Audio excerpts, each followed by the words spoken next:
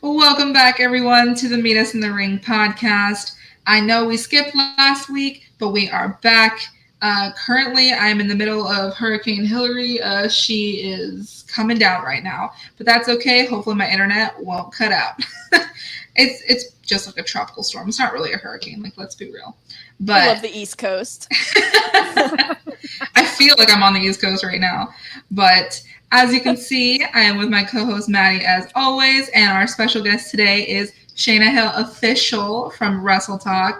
Everyone knows who this woman is, and if you don't, go follow her on TikTok, her Instagram. Do you have anything else? Twitter. I don't really use much else. I don't really use Twitter. I just get content from Twitter. That's pretty much it. Tell me about it. Well, follow her on TikTok, Twitter, or not Twitter, Instagram, all that good stuff. Today, we're going to be doing some wrestling hot takes, mostly WWE ones, probably. I don't know if anybody has any AEW ones. I didn't write any, but I could name like 5 off the top of my head. I have one. Okay. Oh, no. Perfect. Welcome everyone who's coming into the chat. We appreciate you guys being here. Make sure to subscribe to the Meet Us in the Ring podcast, hit that like button, and follow us on all of our socials. So, who wants to go first? I got to hear this AEW one off the bat. Okay. I'm so curious. Yeah, we'll get that out of the way. I've already gotten some flack for this one. You're probably about to get some more. I don't like comparing the two major companies because they're totally different, and when people compare them, that usually starts the problem. Mm-hmm. But I mentioned a couple weeks ago, and I'm surprised I didn't get canceled for it.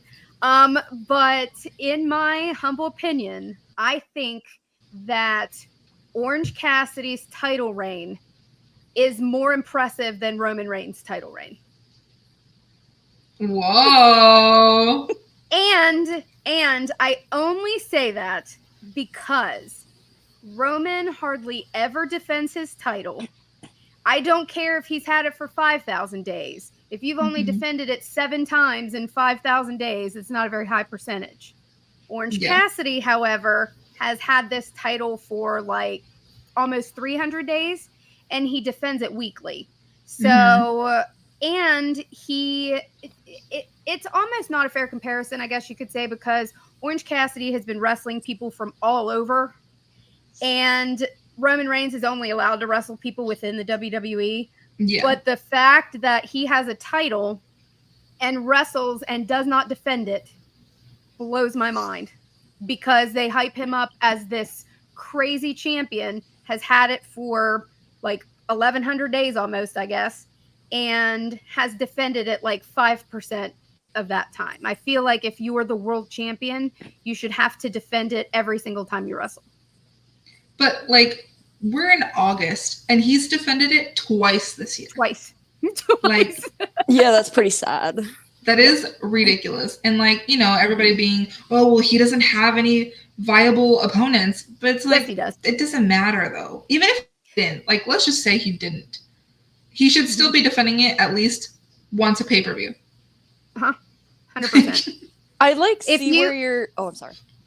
No, I was going to say, if you have to defend your title within 30 days normally, that's another, I got another hot take that this is leading into. But if you have to defend your title every 30 days because of injury, and you aren't injured, but you're still not defending your title every 30 days, like, the math doesn't math, you know? Like, it doesn't make any sense to me. And what you would want your champion, the problem is the mid-card titles have always been like the workhorse titles of a company, and usually the more talented members of the roster hold the mid-card titles. So Gunther, in my opinion, is a more impressive champion than Roman too, because he has defended his title more. He's going to hit the historic title reign before Roman does, because he literally only has until the 2nd of September until he's the longest reigning Intercontinental Champion in history. And I don't think Roman's going to make it to like 6,000 days or however long it is. I don't think that's going to happen. I will stop watching if that happens. Yeah. And so, oh, go ahead, Maddie. I see what you're saying, kind of, but like, this is the pardon me, the one time y'all are gonna catch me defending Roman Reigns, so get ready. Everyone, screenshot this. Yeah, everyone screen record. I could tell you every single Roman Reigns like storyline, title defense. I can't give you one memorable Orange Cassidy storyline or reign. I'm defending against a bunch of nobodies, no memorable storylines. Well, the matches are average at best. It's not important. And I think what Roman's really doing, somebody said that Roman's not supposed to be a fighting champion, which is true, and that sucks. But at the same time, his reign is more about storytelling, and that's something that AEW does very poorly with, is storytelling. They don't know how to do that nearly as well as WWE. That's why the comparison is so rough because people expect the WWE out of every other company, and the WWE is the only company that runs the way that they do, so they're the litmus test. So I think a lot of people look at other companies like, oh, you're not doing it the way that WWE does, but in reality, WWE is the only company that does something the way that they do it. Mm-hmm. So like, if a lot of title reigns, like, and I do agree with, like, he's not supposed to be a fighting champion. And that's why I've always preferred like the Intercontinental Championship and stuff like the mid-card titles, because those guys are the workhorses of the company. But like, if you're touting him as this just monster of a champion, he doesn't need that title to keep telling these stories within the bloodline.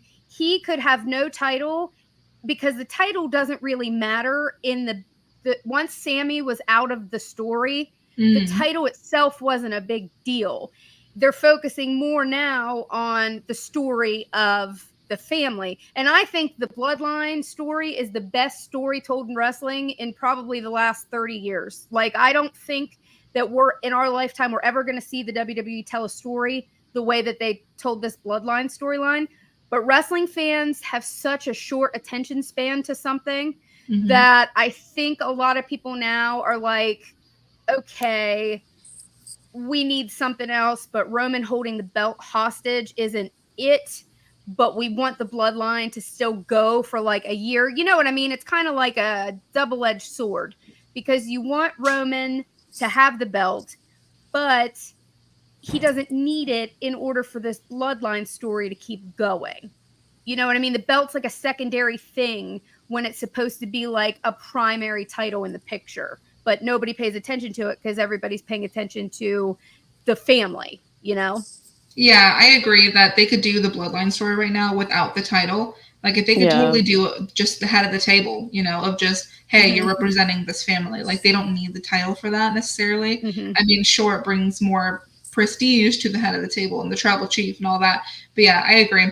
He doesn't need it for this story, but like, who's it going to be on right now? You know what I mean? When it's sad for the rest of the roster, I agree with that statement right there. It's sad for the rest of the roster, because you're like, they don't care about us. They don't think any of us are good, but you got 4 people fighting for Seth Rollins' belt. Like, I think the draft is a bad idea, and I think they need a fluid roster where people just move around all 3 rosters, and you never know what you're going to end up seeing, because you might see Cody and Roman again. You might see, you know, like LA Knight, and like, you don't know if the roster's fluid. You could see Braun Breaker versus Roman. Like, obviously Braun's not going to win, but it stirs it up, and it almost makes it feel like you're working with another company, because you're not seeing the main roster guys wrestling the same 4 people if you bring in people from NXT. I feel like they're already kind of doing that again, because, I mean, Dominic Mysterio is the North American champion, and Rhea's been going down there doing stuff. Dana Brooke went back down there. Like, and then they've like had people come do random matches on the main roster, and so it's like they're already kind of just mixing it up again. But That was definitely, I think, a hot take for sure, and I think the Roman fans will be upset. Oh, I got it on TikTok already, so I'm expecting it. I just don't think that AEW puts in at nearly as much effort into storytelling. That's why Orange Cassidy's reign is so meaningless, and that's why like WWE has. Yeah, I think it's just different. Sure. Like, I think that it's just a different. Like I said, you expect the WWE out of a situation, and sometimes people just want to watch people wrestle. Like sometimes the match itself tells the story. So like for instance, like Cody and Brock, that match told the story without like even if there wasn't such a build up to it, the way that they told a story in that match was better than them actually telling a story to each other. You know what I mean? So like me personally, I love the wrestling behind things, and I've always been the fan of the professional wrestling. I watch WCW more than I watch WWF. I prefer the cruiserweights and the light heavy. Like I like that kind of stuff. So a match to me doesn't always have to tell a story, because the way that I grew up is I watched more of WCW where their stuff didn't always tell stories because they were focused on the NWO, and that's the only thing that they cared about. So like it's just all in a preference of if you choose the sports entertainment side or the professional wrestling side, you know? Yeah, for sure. Maddie, do you want to start with your first hot take? Yeah, sure. I'll start with one that's probably like, which one should I say? Okay, I have them all off the top of my head because I'm on my phone. But I said, at its best, Trish versus Becky has been so average and boring, and I agree. it's not good. I mean, it's so unfortunate because it's not their fault. Becky's never been very impressive on the mic or in the ring anyway, and like neither has Trish. But like, come on, like this is like two of their top ladies, and they're just not doing it. I agree with you. It's so bad. And I'm not saying like, oh, it's all because of booking. It's like, well, also the promos are just the same. The same shit, and they're not interesting. I just don't care about it, and like, I don't know. It's weird. I think when it first started, like it made sense. It was like, oh, you know, Trish is, she's the GOAT, but Becky has always said that she's the GOAT. So it's like, oh, you know, who really is? But then as it went on, I was like, okay, what are we fighting? But what are we fighting for now? Like, I don't get it. And then like all the Zoe Stark stuff, and then agree. At least Zoe has kind of made it interesting. Like, I love my girl Zoe Stark, watching her from NXT. So she at least has made it a little interesting for me, especially the way she is really outdoing, like, Becky and everybody else. Some of the other girls. Exactly. Yeah. And I mean, I like that they're using her in this way. Yes. I have said before, I also got shit for this. Trish, that generation of women, like Trish and Lita, those two in particular, are only revered as the GOATs because of the time period that they wrestled in and they came up in. Because if you're coming in when Sable's the epitome of what they want a wrestler to be, and they're having these gravy matches and these bra and panty matches with Tori Wilson and all these other women, you see two women who can, at that time, outshine everybody with their wrestling abilities. That is going to cement in your brain, like, oh, they were so good. But I do not think that you could put Lita and Trish in a ring with Bayley or even Becky. Like, I think Becky could out-wrestle Lita, and I think Bayley could out-wrestle Trish. And I think that, again, and I've said this before, to do with age, really. Yeah, I mean, in their prime, like prime. I think in their prime. Oh, I definitely think Lita could outdo Becky. But I think Bayley could out-wrestle Trish, yeah. And people revere Trish as being this, like, just so great. And again, I think a lot of it stems from the generation that they were in.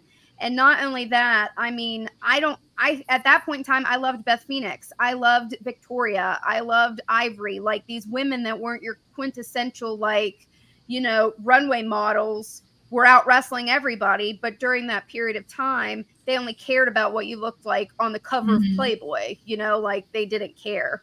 But no, Maddie, I agree 100% with that one.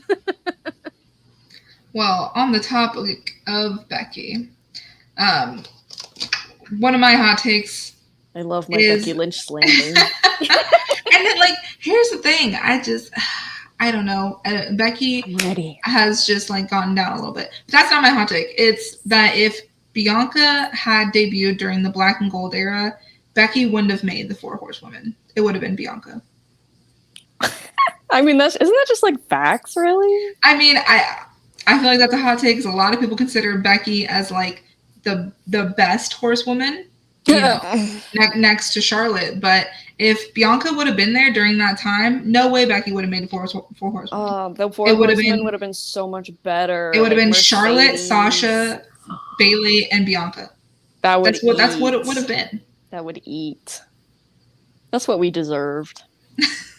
It really is. I like that. That never even crossed my mind. That's pretty cool. I think that's also true as That's well, pretty cool. but a lot of people, didn't like I don't know. Bianca I feel like it's hard for her because she can't win. Like, if she's a face, people say, oh, she's boring. If she does a heel, people will call her call ghetto black woman and all this bullshit. Yes. So it's hard for her 100%. 100%. And I think another issue is that people will complain about, like, people not working hard to improve. But then somebody like Bianca has done that to improve. She's worked harder to get to where she is now. Mm. And people still complain about it. Yeah. It's because she's too good and they're just mad about it. They're mad that she is better than she's better than all your favorites. I'm sorry. And she's beaten them all too. So. She's the EST, you can't argue with that. Like, I think it's just hard sometimes for people to accept when people just have natural talent at something because other people have to work so hard to even get on the same level. And I think that's why people don't, like, either are turning on Bianca or, like, don't like her right now because she's just naturally that good. And I'm sorry that your fave has to work 10 times harder to be on her level. And not only is she a woman, but she's a black woman. And the men are not happy about that. They are wishing her injury. They are wishing for her to stay off their televisions. Like, they're cry me a fucking river. And it's like, I don't get why. I don't get it. Why there's all this Bianca hate, why she's getting booed at pay-per-views. Like, maybe it's just because people think that her character is stale and needs, like, a fresh thing, which, fine, everybody can use, some freshness every once in a while, but if something ain't broke, don't fix it. Exactly. Well, it's like they're trying to do what they did with Bayley. Like, Bayley's good girl thing, that ran its course. Mm-hmm. And it was like she needs to do something else. But I don't think she's ran her course yet with her character unless they decide to turn her heel and have her join, her husband and Bobby Lashley in this group. And I don't like how people are coining it the Hurt Business 2.0 because MVP's not there and he developed the Hurt Business. So it's literally just Bobby Lashley and the Street Profits and potentially someone else. But, like, it's different, like, I don't know. And I don't like how somebody mentioned this is kind of off the rails, but I've seen, like, Khan's videos and some of the Black Wrestle Talk creators videos talking about how they're always compared to looking like Booker T or looking like someone else. And they're also tired. I think MVP tweeted this the other day that you don't have to lump all of your favorite black wrestlers together into one stable. And I'm like, yeah, you don't. But the WWE has a history of telling us that you do because that's the kind of thing that they do. And sometimes it's unintentionally racist, but sometimes it's intentionally racist because they take people. I will never forget this. They take Camacho and they have Camacho come out on a little bike and a plaid shirt, and they're trying to play him off as being Hispanic. That man is Tongan. That man is not Hispanic. They could have had him be Samoan, and it would be more realistic than him being Mexican, and that's not even the same thing. But, like, fans learn this behavior sometimes from the history of what the WWE does. They made Yokozuna this massive Japanese sumo wrestler when he was Samoan. They took, Kofi Kingston was Jamaican. Oh No, my he's gosh. not. Like, they literally take and they feed into these stereotypes, and then they have us conditioned as fans to expect it. So then whenever we're like, well, we would like these people together, that's bad too, because that's what they're doing. It's just kind of crazy. Do you guys remember when Apollo Crews was Nigerian? No, I don't want to remember that shit. He was Nigerian twice. He was Nigerian when he first came in, and then they made him Nigerian again this last time in NXT. And they've changed Mustafa Ali's pronunciation of his name 3 times, not to mention changing him from Mustafa Ali to just Ali, back to Mustafa or Mustafa, whatever. They call him so many different things. Just leave him alone. Agreed. Well, after that segue, Shayna, do you want to give your next hot take? Yes. So I had it written down and I forgot to grab it and bring them in, but I think it kind of goes off to what I was saying about the women and tag team championships. I think that we all know that the WWE is a little bit misogynistic. Like, that's no secret. Professional wrestling in general is. There is no logical reason why Sami Zayn and Kevin Owens should still be having their tag team championships for 2 reasons. Number one. That was my other hot take. That was my next one. Literally. I've been complaining about this for a month. So people said that I love Sami and Kevin. I'm just going to get that out there. I love them. Me too. So much. I love them separately. I love them together. I would take a bullet in a non-vital place of my body for Sami Zayn and Kevin Owens. Like, I love them. However, whenever they, and I made a video about this. So everybody was calling the belt that Seth Rollins has the consolation prize. I think that the tag team championship belts were the consolation prize, and that's the reason why Sami and Kevin got them. Because to end that part of the story, it made sense for them to beat the Usos and have the tag team titles. But I don't think WWE had a plan after they gave the belts to Kevin and Sami. They figured they were appeasing the audience and they could do that for a little while and they didn't have to come up with an idea on what to do. But there's no reason for them to have them. They've defended them like once. Well, they're both Kevin is right hurt. now. Yeah. Well, Sami wrestled on Monday. So now I'm going to the kicker of this hot take. Kevin Owens has been out. Tomorrow makes 28 days since he has been on Raw and they announced his injury. I've been counting. It's been 28 days. If they're not going to wrestle on NXT, they're not going to wrestle on AEW Dynamite, so they're not going to get their 30 days in, which would be Wednesday. So if they're going to take the belts from Liv Morgan and whoever she's with every single time she gets hurt, there is no logical reason why they cannot do the same thing to Kevin and Sami, with the exception of they don't care about the women, and that's it. They do not care about the women. They never have. And back to the Trish and Becky thing, I wasn't mad that I wasn't going to see this very 7-star match between Becky and Trish. My problem was that they could not find some way to get another woman's match onto that card. Being Rhea and Raquel, being Trish and Lita, which at that time was Trish and Lita, Becky and Lita, Trish, Jesus. That was the longest running storyline that they've had. Even though it wasn't the greatest, that's the story they were telling. So you would think, since they were telling the story and they had Becky film all this stuff, she's had multiple matches canceled. You could say it's because, like Maddie said, like, they're not super high up on Becky, so that's the reason why her matches keep getting cut. But, like, as a woman, what would make you even want to sign with the WWE at this point? Because it's clear as day that they don't give a shit about you. Like, they don't.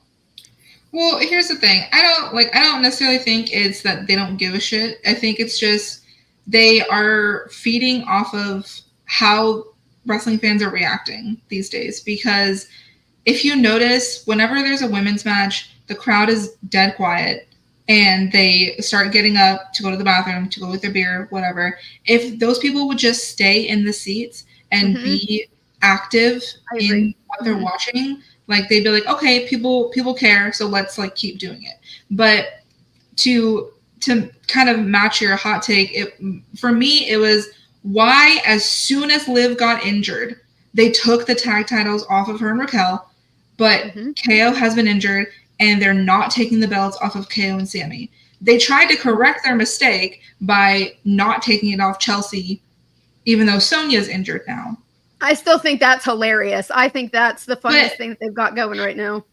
But like, why would you take it off of Liv and Raquel, but you won't take it off anybody else? Like, that is so frustrating to me, because Liv and Raquel were actually doing really good things with those titles, even though those titles are cursed and it is very evident. But they were at least doing something and being a good tag team. And then I was okay with Chelsea and Sonya being the champions, and then Sonya got hurt, and I was like, okay, well, great, they're gonna take it off Chelsea and Sonya now, but they didn't, and now Piper Niven's her partner. But like, why have we still not taken it off KO and Sammy? Like, it's just such a double standard to take. Like, oh well, one of your partner's injured, so we need to relinquish the titles. Okay, KO's been injured, so why aren't they relinquishing the titles? And it's 27 days they don't today. want to. Because they don't want to. They don't want to take the titles off of KO and Sammy, because there was clearly more that they wanted to do with them, and it wasn't as easy to throw away as the women's titles, because they're still kind of throwaway right now, which is unfortunate. I still think it would be cool to do like two different things. If I don't think the WWE cares about tag team wrestling in general, men or women's, because both rosters are weird with tag teams right now. But the men's, between NXT and the main roster, they have stellar tag teams, especially in NXT. But I like the idea of, and it's something completely different. I don't like interim champions, but I think it would be cool if, like with this situation with Chelsea, it's kind of like what I said should happen. You get somebody to come in and fill the spot of your injured tag team partner, somebody that makes sense, not just some random person. Then you build a story around it. Then when that injured partner comes back, those two people can wrestle each other to figure out who's going to be your new tag team champion. Because the WWE hasn't done anything innovative in a very long time in regards to anything different with championships or anything like that. I honestly think they should just get rid of the women's tag team championships in general, because you have 3 rosters worth of people wrestling for these belts, and you have 3 legitimate tag teams of women between all of the rosters, and you took the belts off of a legitimate tag team to give to another legitimate tag team, first with Kaden Carter and Katana Chance. They lose to Alba Fire and Isla Dawn, and then they lose the belts to Ronda and Shayna, which the WWE knew at that point in time they were going to feud the two of them together. So why would you disrespect the titles that you claim to appreciate so much by giving them to people who were just going to throw them away and let them sit in a corner? There should just be a mid-card women's title on each of the 3 rosters. And if you need a tag team division, then it needs to show up on NXT too, because that was the point of them being unified. And they haven't been on NXT since Kaylee Ray and Isla Dawn lost them to Shayna and Ronda. They haven't shown back up in NXT, because I don't think there are any real women's tag teams in NXT right now. They're all on the main roster, and they're not fighting for these belts. I still don't know why they unified the titles, but Maddie, how do you feel about it? There's a few good women's tag teams in NXT. Not a lot, but there's a couple. Yeah, I think it makes sense. Like, I definitely don't want to see the belts come off Sammy and KO, but at the same time, like, if they're not, I will say at least they have been on TV. Like, they haven't just completely taken them off TV. The two of them. And I think it's very cool to see what Chelsea's doing. She's probably Triple H's best rehire with the way that she's gone about this. Apparently, they were very happy with her whole Chelsea's Got Talent thing. That was really awesome. That's so cool. So she's really working hard, I think, to bring back some kind of life to those titles. I don't know where the hell Alba and Isla went. Lord, I'd like to see them come back at some point. Yeah. But yeah, it's just kind of sad to see. But at the same time, it's like it's nothing new. I feel like maybe I'm just so used to it, which is sad. Yeah, you're desensitized to the fact that they just don't care. Pretty much. I mean, I feel like most wrestling companies are like that now. AEW, WWE, whatever. Impact's really good with their women, though. I think Impact probably treats their women. They have the best. Because Gail Kim runs it. Like, how can you not have a successful women's division run by somebody like Gail Kim? Right. That's why I miss Stephanie. Yeah, I know. Yeah, like the thing that sucks is all the companies have really talented women. It's just that they don't care enough to do it. And what you were saying earlier with people sitting down and not going to the bathroom or getting pictures, it's cyclical. So what happens is there's no way around it.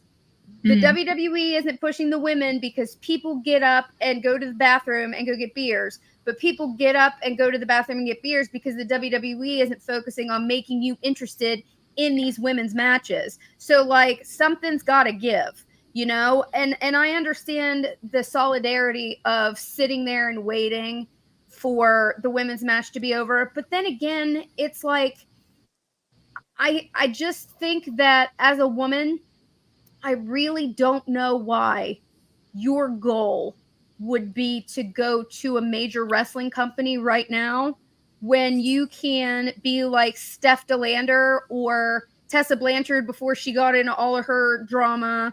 And, you know, just that. Oh, I agree. I'm just giving examples of women who paved their own way without going to the WWE.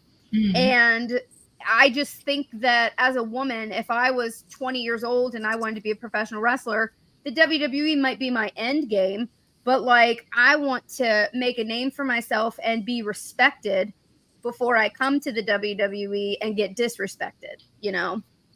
Yeah, I mean, it's such, like, a hard place to be in, especially for the women who are coming in for, like, the next in line thing with, like, the college athletes.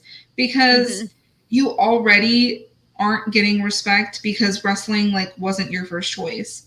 You know, it was like it just happened, the opportunity presented itself, and so you're deciding to do it. It's not like that was your goal, you know, unlike someone like Roxanne Perez who at 16 knew she wanted to be a wrestler and started training with Booker T. So it's like they're already at a disadvantage. So then you have an even more difficult time trying to make people care about them.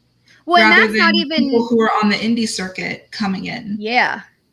And that's not even new because during the end of the Attitude Era and stuff, they had the Diva Search. And it's like that was a different thing.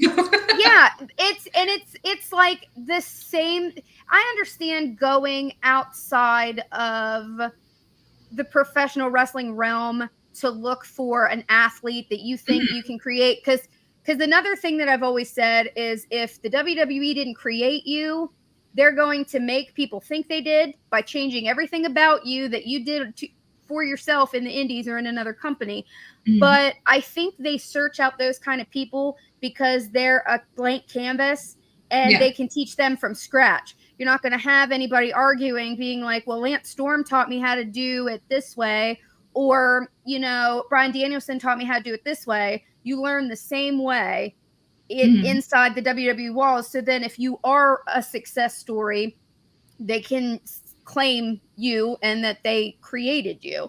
And I think a lot of it just has to do with control, but it's not a new concept, but at least now they're getting women who are athletes instead of women who are just, you know, like, and this isn't anything against them, but like, if you're a professional model, that doesn't scream, I'm going to learn how to, you know, drop kick someone in the face from the top rope, you know?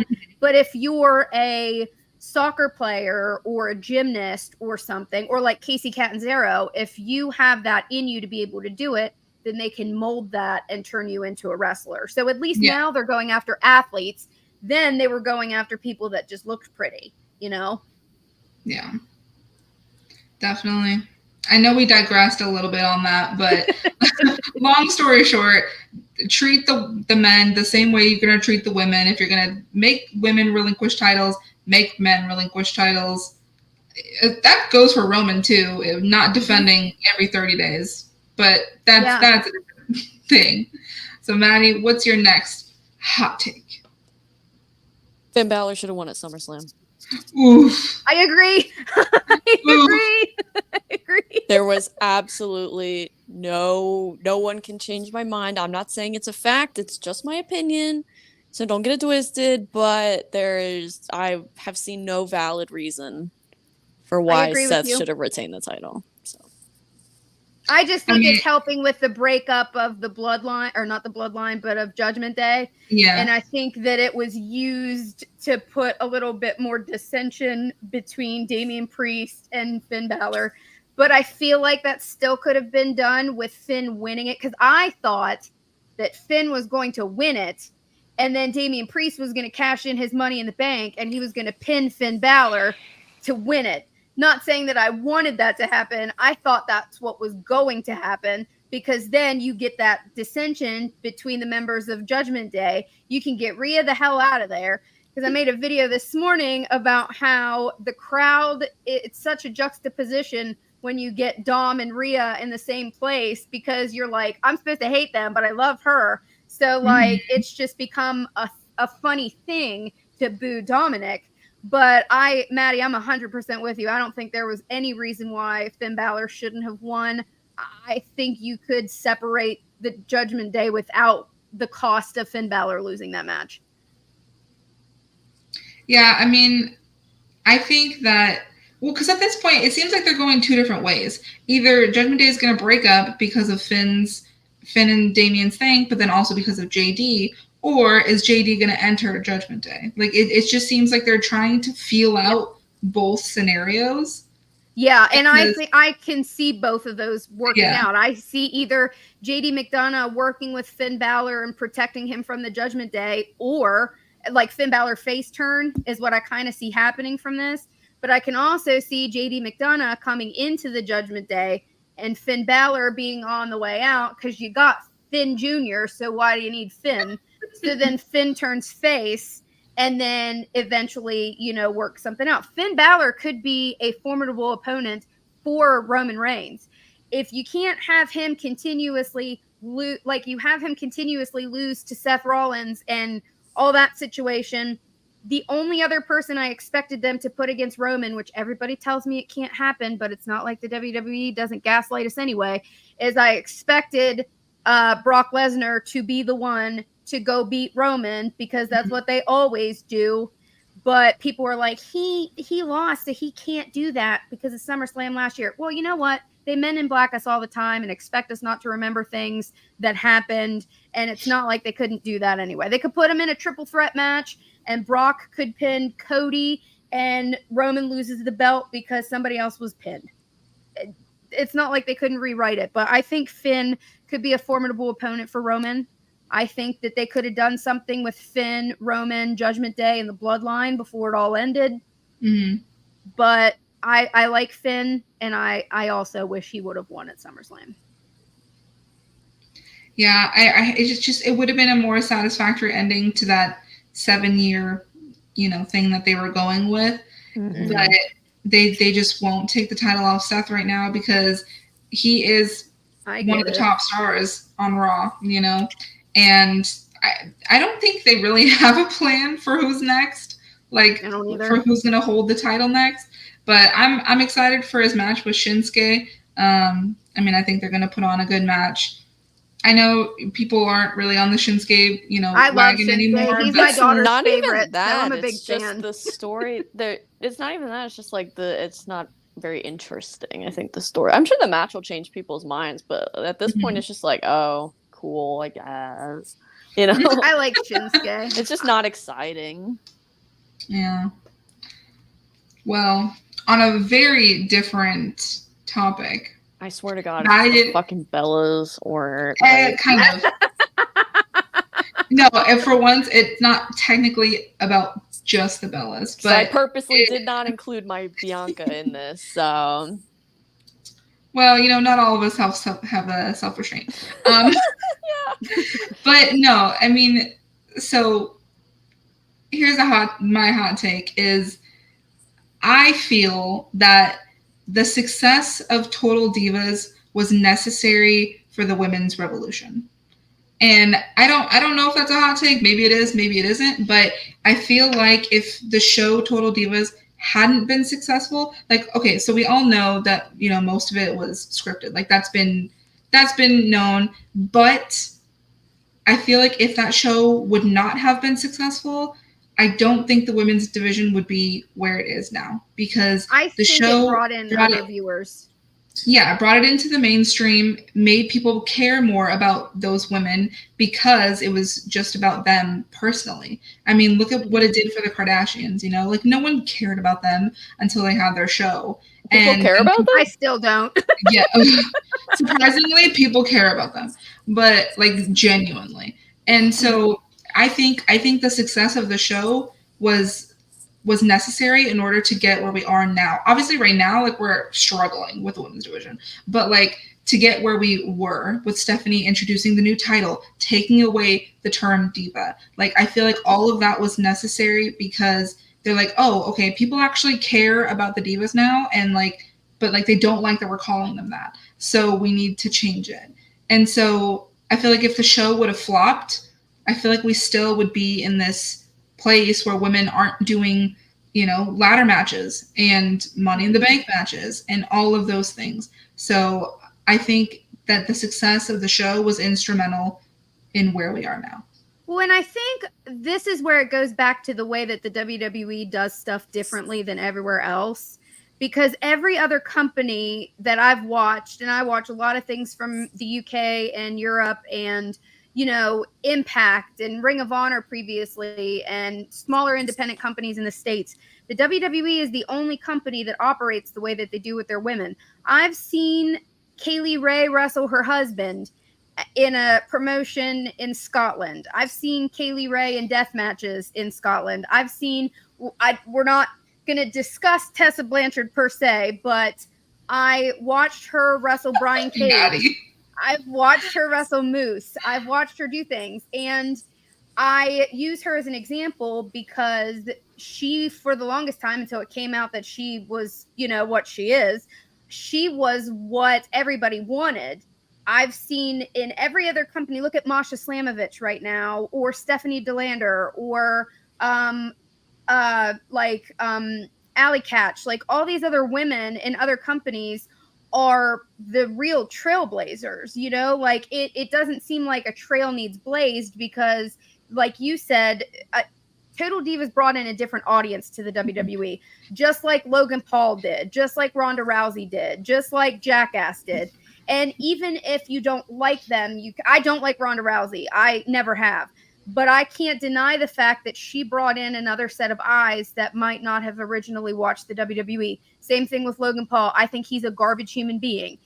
But he can bring a set of eyes, and that's why they have him. And that's why I have a hard time when the WWE claims that they have morals and standards and values when they fire somebody for being a piece of shit.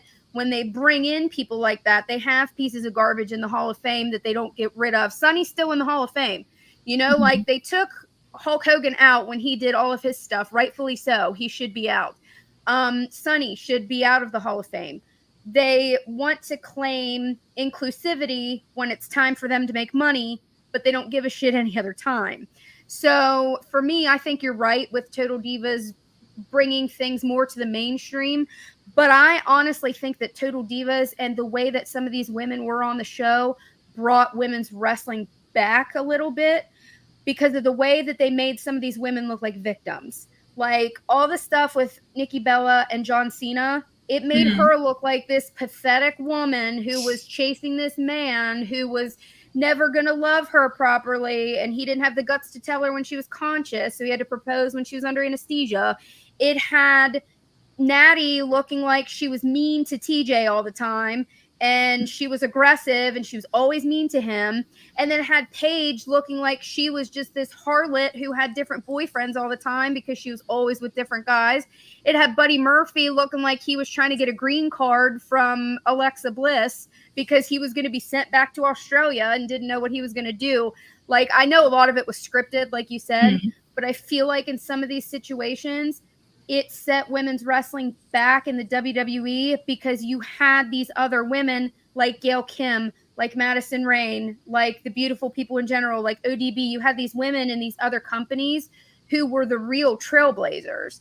And then the WWE decides, well, we're not going to put our women in bikinis and have them wrestle in gravy anymore. So that means we're a step ahead, you know, like it's kind of all the other companies that I've watched in my 30 plus years of wrestling. Even WCW, with the way Miko Satomura was 14 years old wrestling on national TV in WCW at 14 years old.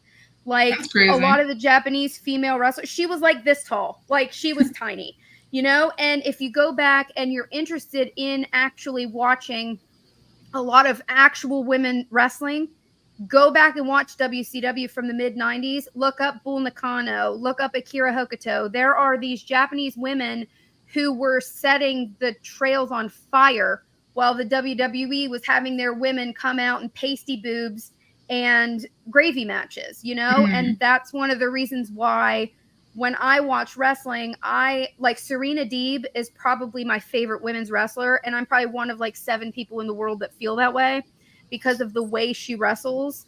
I like Natty. I think Natty is a stellar wrestler. She has the personality sometimes of a wet mop, but they can't, and I don't blame her. Not the Natty hate. I love her. This isn't Natty hate. This is them focusing more on her, the success that woman has had. She's in the Guinness Book of World Records like 10 times.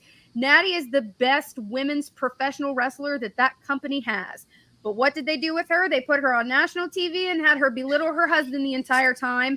They have her freaking like farting and shit all over TV. Like they treat her like garbage. And then they wonder why people aren't interested in watching women's wrestling in the WWE. That's why. Because you they didn't make Natty look great. Sometimes she just looked like a bitch. If you want people to respect women's wrestling, you have to take the women out of it. You have to say, this is professional wrestling. This is a wrestling match. You cannot separate the women from the men. The WWE is literally like the only company that won't have except for Rhea. Rhea's the only one allowed to put her hands on men, but they can't touch her back, which I think that the WWE would benefit from, like somebody just body slamming her. You know what I mean? Like the mind blowing of people. Like I mean, they only allow it with the big girls. They only allow it with Nia and like Piper, and that's about it. And it's just crazy to me. Like other companies will have. I mean, like I said, I don't like GCW, but I like Masha Slamovich when she wrestles outside of it. So like that woman is taking light tubes to the face. Stephanie DeLander looked like Carrie yesterday, just covered in blood. Oh my gosh. Like, WWE will not. I didn't watch it. I just saw her pictures on Instagram. But the WWE is the only company that I feel like it is a detriment to them to take and add the women to it. It can just be professional wrestling. You can have these women wrestle each other, the men wrestle each other, but don't separate it. It's just wrestling. And a lot of the other companies, AEW excluded too, because they don't let the women and men tussle together. But like, I watch European wrestling all the time. Millie McKenzie was 17 years old in a tag team with Pete Dunne called the Bruisermates, and it was hilarious. That's cute. She made Pete smile. She was like this real cute girl, and she would like be real preppy and stuff with him, and he'd just be standing there like scowling the whole time. And it was just great. Their chemistry was great. Martina, she is crazy. She's always drunk when she wrestles. And she wrestles most of the guys in Ireland. Yes. Like, I just watch so much stuff that the WWE is so disappointing to me sometimes because I know what these women can do outside of the company. And it's just, they get there like Kaylee Ray and Isla Dawn. They get there, and where are they now? Yeah, I think it's just hard when they're trying to have this their brand at this point is almost like safety. You know what I mean? And I think they almost do it too much with the women. Like they've tried to keep them safe, but like if you don't let them do anything, that's why like I wish there was more stipulation matches for women, because I feel like it's very rare when they happen, and most of the time it's like Hell in a Cell, steel cage. Honestly, a TLC match, like a TLC match with the women would be great. Could you imagine like Io and Bailey versus like Charlotte and Bianca or something in like a TLC match? Like that would just be crazy. Yeah, I think they just need to let them do more. Like I don't know if it's like a not necessarily like a sexist thing, but like, hey, they're women, they shouldn't be doing this kind of thing with their bodies. But it's like, just if they want to do it, let them do it. You know? And some of the men are safer than the women anyway. Like I made a video defending the possible maturation of Nia Jax, but I'll be honest, I'm sure some of the women would feel safer wrestling Seth Rollins than Nia Jax. You know what I mean? Or like Sasha Banks, like after everything happened with Sasha and Paige. I'm sure that if you ask Becky Lynch, who would you rather wrestle a match with, you know, Sasha or Finn Balor, she's going to pick Finn, you know? So it's like if you're worried about safety, then you need to work more with your women so then they are at a level that you feel that they're at. But if you just give up on the women, then they're not going to improve, because why? You improve and you're treated like Bianca, or you don't improve and you're like Becky and you were like the biggest push woman in the company. You know, like it just doesn't make sense. Yeah, agreed. I like this comment. Randy has healer face can RKO women, which is crazy to me. Yeah. So true though. Love that for King Randy. I'll cheer for him no matter who he's RKOing. It's fine. Literally. He's an equal opportunity RKOist. Did anyone have a final hot take they wanted to bring to the table before we head out?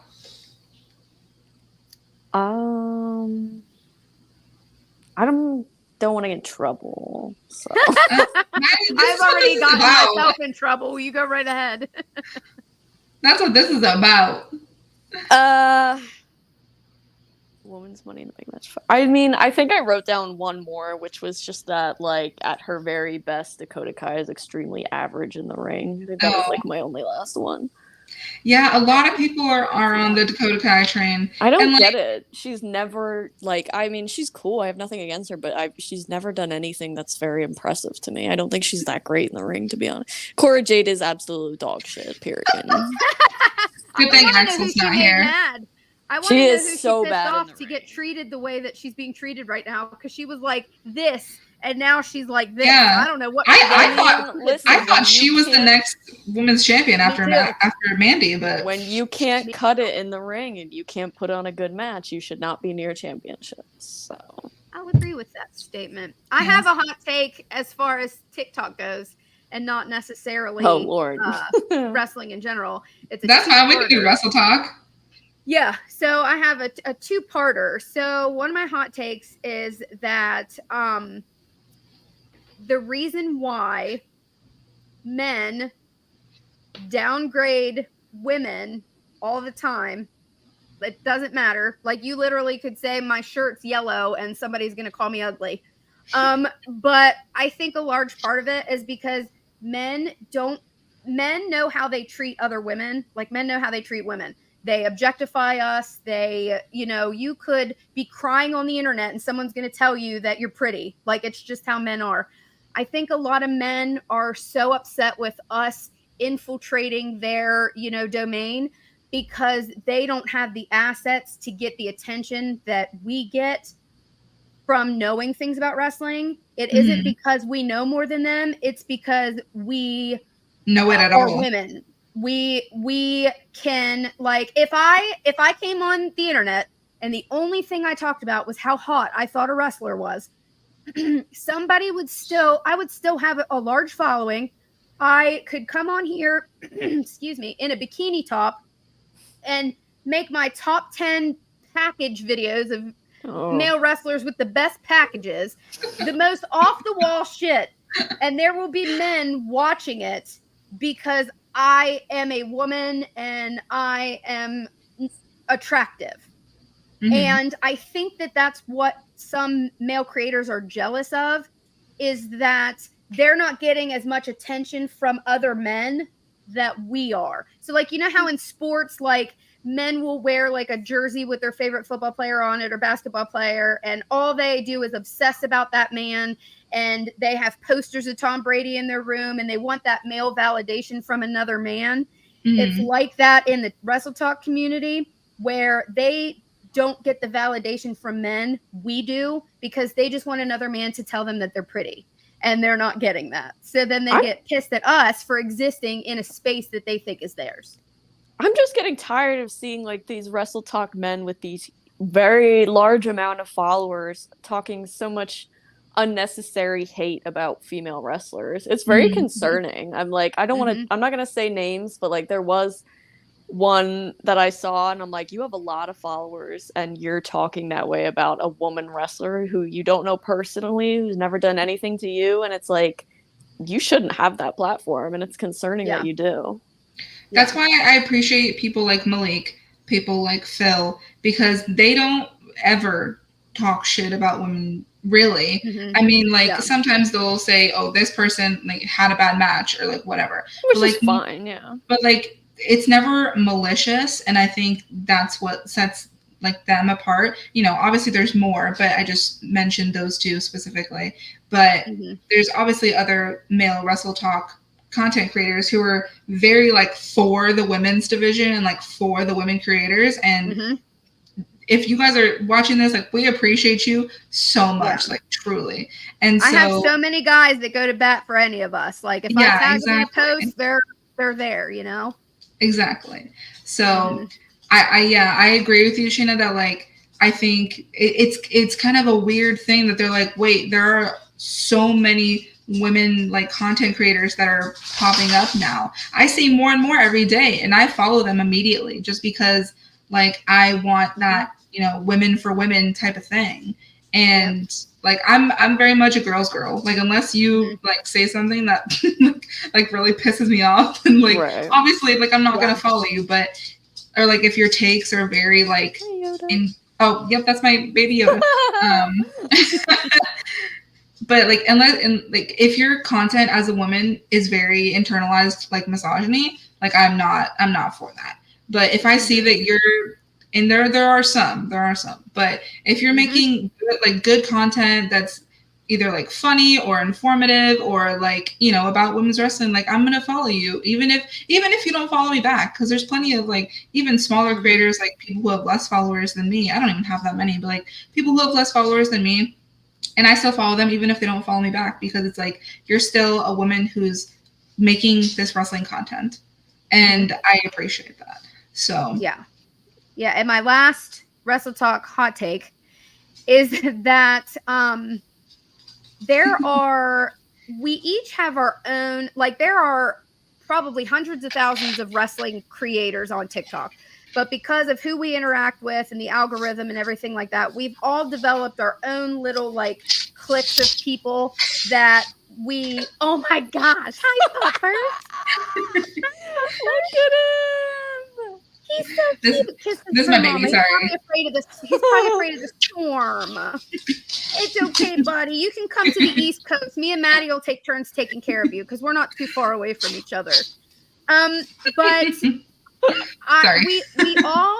we all run across the same creators every day.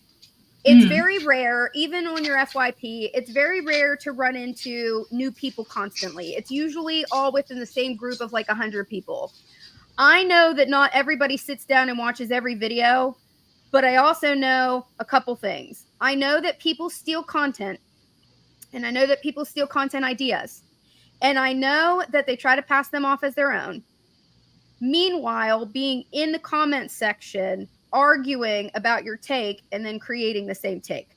The other issue that I have is when you try to, there's so much negativity on the internet that people cannot fathom that you are trying to educate them in something without it turning into a big giant fight. Like I watch WWE. I'm in bed by 9 o'clock. I can't tell you the last time I finished an episode of anything. I wish pay-per-views started at 3 p.m. Like this, AEW's pay-per-view on Sunday, it starts at 1. Like that is the most glorious thing I've ever heard in my entire life. I was at this weekend. I feel like I handle my content differently. I try to be more informative, more educational with things. Like I try to get people to veer away from the big two and open up into new companies that you've never heard of. And if somebody is coming into the WWE, say you're a WWE stan and it's the only thing you watch. If someone new comes in and you're not familiar with them, what I try to do is I try to educate on where they came from, what matches you might want to watch, why they're there. Because if you never watched NXT UK, you might not understand why Walter has had this title for as long as he has. If you didn't watch I didn't, wrestling, for sure. If you didn't watch wrestling outside of NXT UK, if you didn't watch WXW, if you didn't watch Progress, if you didn't watch those companies in Europe and the UK, you might see a guy like Walter and be like, who the hell is this? Why has he held this title for this long? Kaylee Ray and Isla Dawn, same thing. Pete Dunne, like it infuriates me when they make him sound like a little yappy chihuahua. I just want to show them. He started wrestling when he was 9 years old. He used to wear a mask and they treated him like a luchador. They would put him on the floorboards of their car and they would drive through Europe. They would tell people he was a Mexican luchador and he couldn't speak English. So they believed it because he was so small. He was 9. They would drive him all across Europe to get him training. That's like so I said, Millie McKenzie, she started training when she was like 12. So like that's what my like passion is being like, you don't care about this person now, but maybe if I told you things. But sometimes people are so stuck in their ways and the negativity on the internet that they think that everything needs to be condescending or to be an argument. And that's not always true. And sometimes when I try to explain things or other creators try to explain things, people think that that's attacking them when we're just trying to educate. So I think we all need to realize that there is positivity in education and not everything is condescending or like mansplaining. You know, like that's not what all of this is. You might not have a care in the world about Walter, but I might tell you 5 matches of his to watch and you could watch 1 or 2 and be like, okay, I know why he's so great. You could, like NXT UK, they essentially tried to monopolize all of one continent to bring in these people. Why do you think they did that? Because there's so much talent there. And then they let it all go to shit. But sometimes we need to understand as creators that not everything is a criticism and not everything, and I'm guilty of this too. It's hard to judge tone through a message or through a comment, but not everything needs to be turned into an argument or a debate. If somebody is just trying to tell you why you should care about something. And I think that education is important because in order to see where we are right now, you kind of need to see where we came from. Like imagine not knowing who Stone Cold Steve Austin is and, you know, or, you know, DX or anything like that and watching wrestling now and be like, why should I care? You know, we'll go watch the Attitude Era. That's why you should care, you know? So people just need to be a little bit more positive. That's a good ending note. On that mic drop from Shanna. Thank you guys so much for watching the Made Us in the Ring podcast. Thank you to everyone who is in the chat. We appreciate you guys. And make sure to leave your hot takes down in the comment section below if you're watching this on YouTube instead of the live stream. Make sure to subscribe to the channel. Follow all of us on TikTok, Instagram, Twitter, all that good stuff. And Shayna, thank you so much for coming back on. We love having you here. You always have such insightful things to say, and I really appreciate that. So we will see you guys next week. I think it'll be Payback predictions because I think that's already like around the corner, and I feel like there's nothing on the card really yet, but you know, I'm sure there'll be some things soon. I'm going to be there, so I'm pretty excited. Oh my gosh, you have to vlog everything. Yes. And then put it on TikTok because I'm going to be jealous. So thank you guys so much for watching, and we will see you next week.